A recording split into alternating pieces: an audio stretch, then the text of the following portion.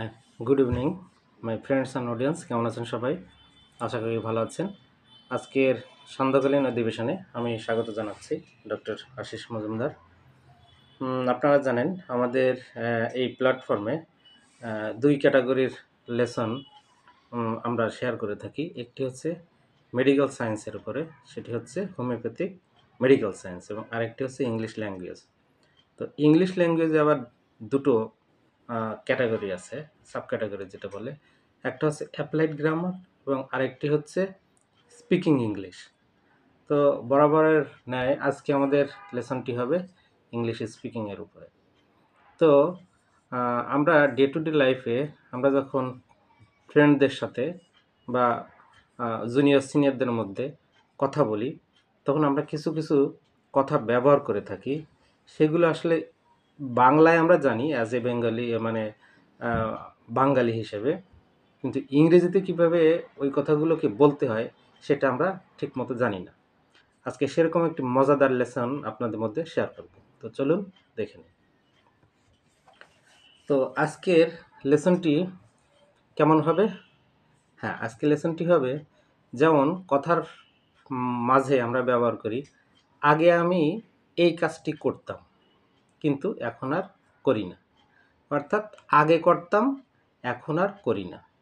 এই ক্ষেত্রে আমরা সুন্দর একটা টার্ম ব্যবহার করতে পারি। সেটাকে কি বলে, বা সেই টার্মটা কী রকমের হতে পারে, কী ধরনের হতে পারে, সেটা হচ্ছে নো লঙ্গার। কি বললাম? নো লঙ্গার।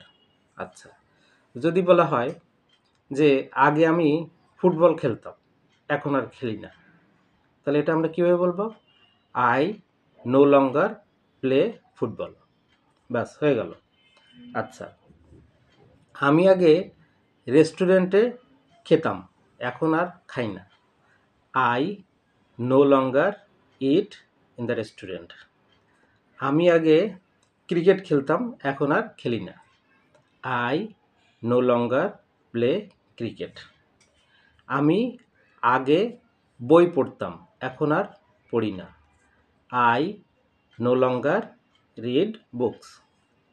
আমি তার সাথে আর কথা বলি না। এটা কিন্তু শর্ট ফর্ম হয়ে গেল। তার মানে বোঝাচ্ছে আমি আগে তার সাথে কথা বলতাম, এখন আর বলি না। হ্যাঁ, এটা এখন একটু শর্ট ফর্মে নিয়ে কীভাবে এলাম?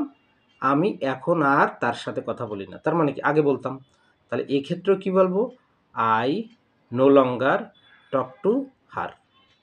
আচ্ছা, সে আর আমার সাথে কথা বলে না। He no longer talks to me. ব্যাস, হয়ে গেল আজকের লেসন। তো আজকের এই লেসনটি কেমন লাগলো অবশ্যই আপনারা কমেন্ট করে জানাবেন। আর আপনাদের যদি কোনো সাজেশন বা পরামর্শ থাকে আমাদের প্ল্যাটফর্মকে ডেভেলপ করার জন্য, অবশ্যই পরামর্শ দিবেন। তো ফলো দিয়ে সাথে থাকবেন, পাশে থাকবেন। আজকের মতো বিদায় নিচ্ছি। শুভ সন্ধ্যা।